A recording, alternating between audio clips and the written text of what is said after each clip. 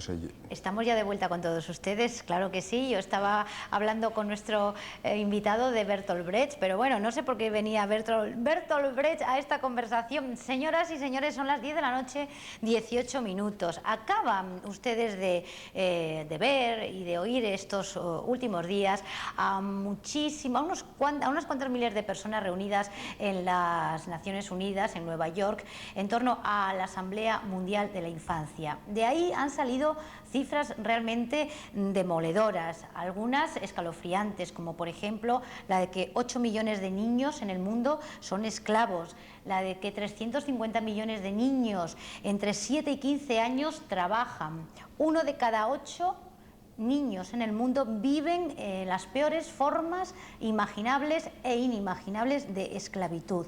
En España 200.000 menores trabajan, menores de 14 años. Bueno, podría seguir porque tengo aquí una vorágine de cifras, pero hay un cántabro que ha dedicado 13 años de su vida precisamente a explorar por ese mundo infantil a través de 70 países, y esto lo ha plasmado en testimonios fotográficos y también en varios libros, de los que yo tengo esta noche entre mis manos uno titulado Infancias rotas. Javier Rodríguez conoce todo lo que se habla en estos días de los niños y mucho más. Javier, muy buenas noches. ¿Qué tal, Zuleima? Buenas noches, ¿cómo estás? Siempre las cifras se quedan muy frías a la hora de ver y de constatar la realidad, ¿verdad? Esos 70 países en los que tú has estado son reales como la vida misma. Son reales. Y tú has vivido ahí experiencias y sí que te sabes todo del mundo infantil. Pues está mal que yo lo diga, pero sí que hay muchas cosas de las cuales me las sé como que muy de memoria, ¿no? Y eso no es bueno, ¿no? Lo cual quiere decir que se repiten constantemente y se repiten de país en país y a cada paso que vas dando, ¿no? Y un poco a colación de lo que decías de estos días en Naciones Unidas, ¿no? Primero, lo que cuesta hacer una asamblea mundial en favor de la infancia, y segundo, lo frías que son las estadísticas, ¿no? Yo hoy escuchaba precisamente en una radio, escuchaba cómo de alguna manera se quedaba en nada, ¿no? Se quedaba siempre en buenas intenciones, en firmar y firmar protocolos y protocolos, pero que de alguna manera el señor Kofi Annan iba a salir dentro de 2 años diciendo que de esos 10 millones puntuales de no sé qué, bueno, pues que se había reducido en un 2%, etcétera, etcétera, etcétera, pero bueno, la población aumenta a un ritmo de... ¿Qué es lo que ha pasado ahora? Porque ellos el primer día han reconocido que de todos los objetivos que tenían no se han cumplido casi ninguno, y se han planteado como otro reto reducir en 1/3 la mortalidad infantil, pero vamos, que se quedan palabras huecas. Yo cuando he visto estas cifras tan escalofriantes me acordé inmediatamente de ti, porque tú has vivido casos por caso. Podemos personalizar y contar y relatar con nombres y apellidos, o por lo menos con nombres, esas cosas de las que se habla tanto, del esclavismo infantil, del trabajo de los niños, de la prostitución infantil. Lo has vivido a través de esos 70 países. Sí, realmente he vivido cada una de esas... ¿Cuándo empezaste? Pues son ya 13, 14 años.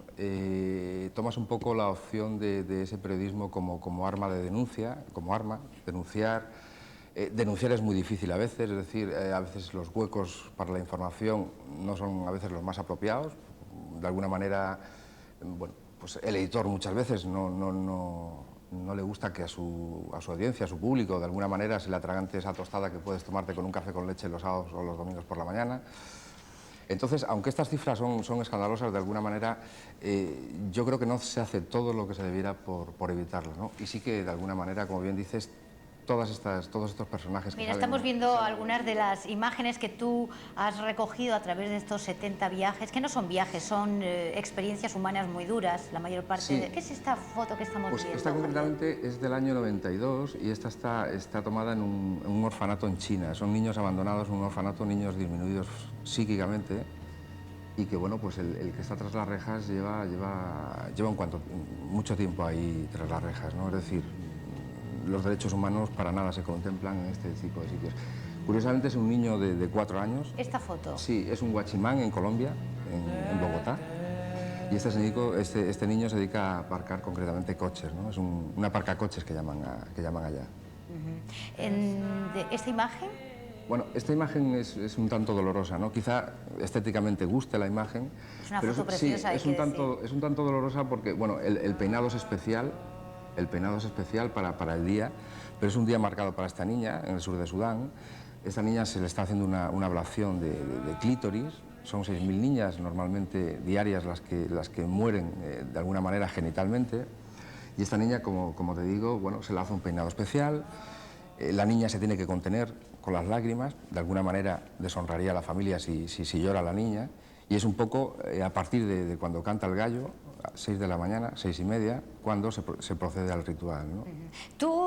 Tus trabajos han sido publicados muchas veces en los periódicos nacionales. Yo tengo aquí conmigo uno que publicó Diario 16 en el año... El Mundo en el año 97, que a mí me gustaría que tú contaras. Es la experiencia en Camboya de la prostitución infantil, y aquí sí que das nombres, edades y situaciones muy concretas. Pues sí, fue una casualidad realmente el encontrar tan de cerca esta brecha de alguna manera de la prostitución infantil, ¿no?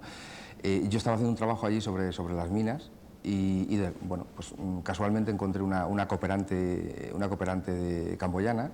Me habló de que ella estaba intentando hallar unas niñas prostitutas. Bueno, intenté aclarar más, etcétera, y en 3 días pudimos entrar a los tugurios de Phnom Penh, la capital, en Camboya, y bueno, conseguí ver a las niñas, ¿no? Después regresé, cogí a la madre y llevé a la madre al lugar, ¿no? Esperando a ver una reacción. Pero lo que pasa es que la vida allí es de otro color, digamos, ¿no? Entonces, bueno, pues la madre tampoco... Yo esperaba una cierta reacción de la madre hacia el proxeneta, ¿no? El proxeneta era militar. Estas niñas habían sido robadas por la policía. ¿Y son los propios militares los que controlan las redes de prostitución sí, infantil? Y de alguna manera, entre comillas, tiene su sentido. ¿Por qué? Porque es gente que también tiene que dar de comer a sus hijos y es gente que no cobra. Lleva pues, 2, 3, 4, 5 años sin cobrar, con lo cual esa madre de alguna manera entendía, ¿no?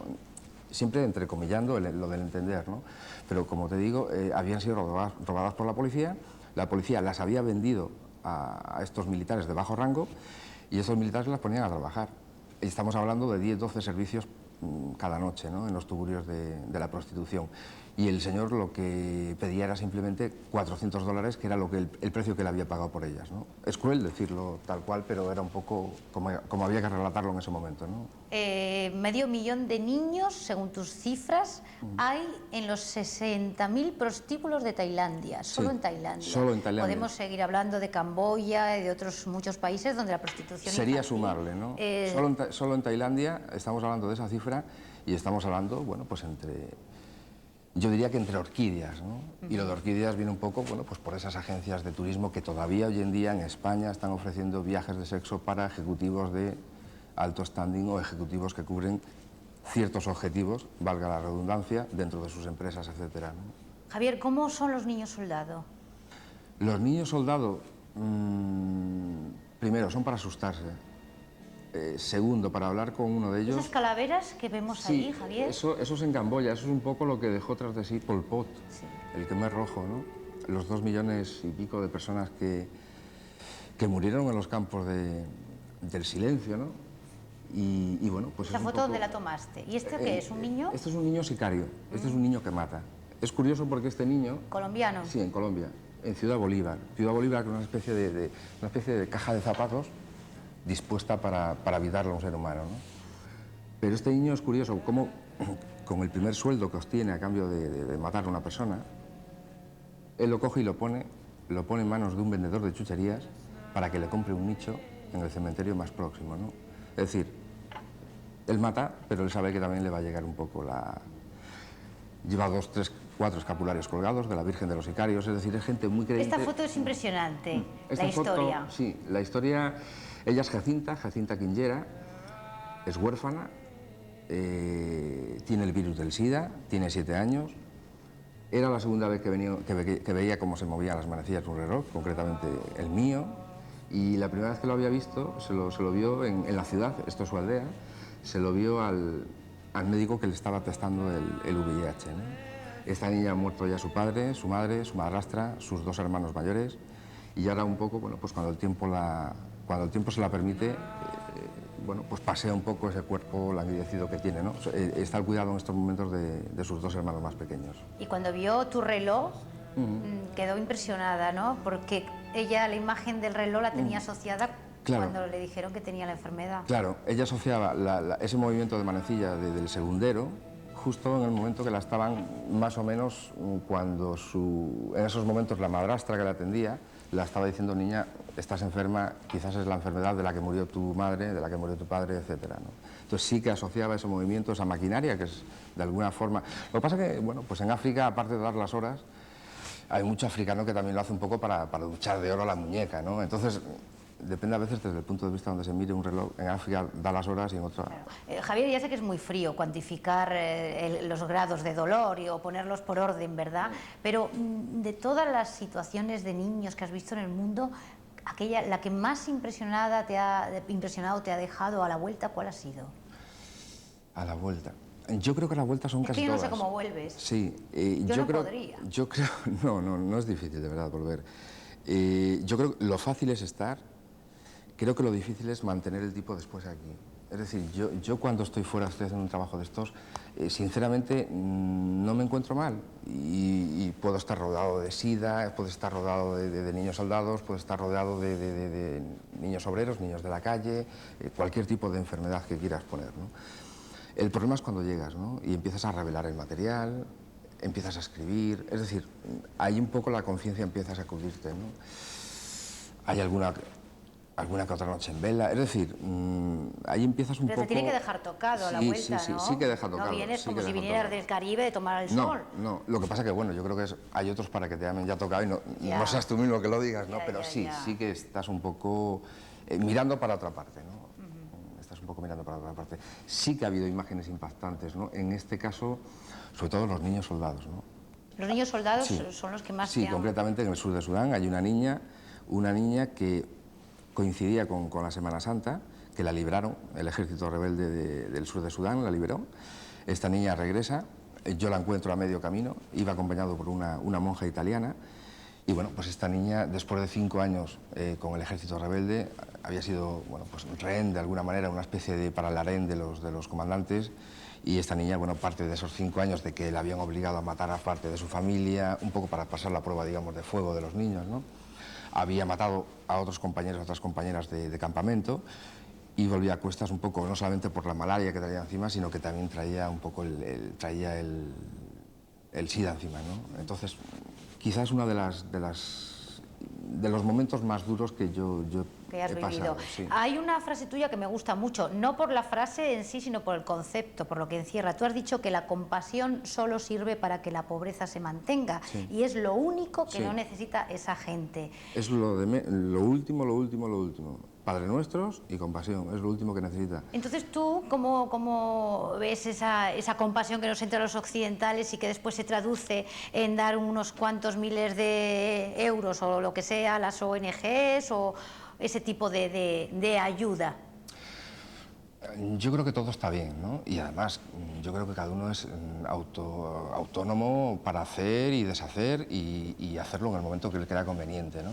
Lo que pasa es que yo procuro, de alguna manera, plantearme las cosas y, sobre todo, mantener un poco la duda. Es decir, me gusta mantener la duda. Creo que la verdad absoluta no existe, ¿no? Dicen que valen más 100 dudas razonables que no la verdad absoluta, ¿no? Entonces, estos actos que hacemos, y me incluyo, ¿no?, de vez en cuando, pues se quedan ahí. Por esa regla de 3, desde el año 60 para acá, descolonización en África, con todas las ayudas que han llegado a África, todos los africanos tendrían que ser doctores en no sé qué, las cosas como son. ¿Qué pasa? Que no se gestiona la ayuda como se debe gestionar. Incluso el hecho de muchas ONGs que quieren hacer un bien por un cierto tipo de población, creo que lo están fastidiando. ¿Por qué? Simplemente, si tú sobre una región, como es por ejemplo Cantabria, actúas en un punto concreto, como puede ser Torrelavega, todas las zonas adyacentes se quedan pues a verlas venir. Ahí se crea una desigualdad que se llama horizontal, con lo cual hay una especie de lucha ya entre una parte y la otra. Javier, algunas de estas historias que has vivido a lo largo de estos 13 años de intensos viajes están recogidos en este libro que yo mencionaba al principio, Infancias Rotas. ¿Aquí cuántas historias? Ahí son 16 historias. Y vidas, bueno, 16 vidas. Sí, 16 historias, niños, 16 vidas de niños, nunca mejor dicho. Este es un libro que fue prologado por Federico Mayor Zaragoza. Federico Mayor Zaragoza, siendo director general de la UNESCO. Exactamente, y además tiene un prólogo realmente emotivo. Pero creo que ya estás preparando algo también para próximamente, ¿no? ¿no? Sí, ese libro lo coeditó la Consejería de Educación del Gobierno de Cantabria junto con la Federación de Enseñanza de la UGT, y ahora hay previsto, bueno, pues un libro con unas mayores perspectivas, sobre todo porque hay una gente detrás, bueno, de cierta talla, ¿no? No tiene por qué ser de cierta talla pues porque haya un premio Nobel, pero sí, sobre todo por su escritura y sobre todo por su implicación, ¿no?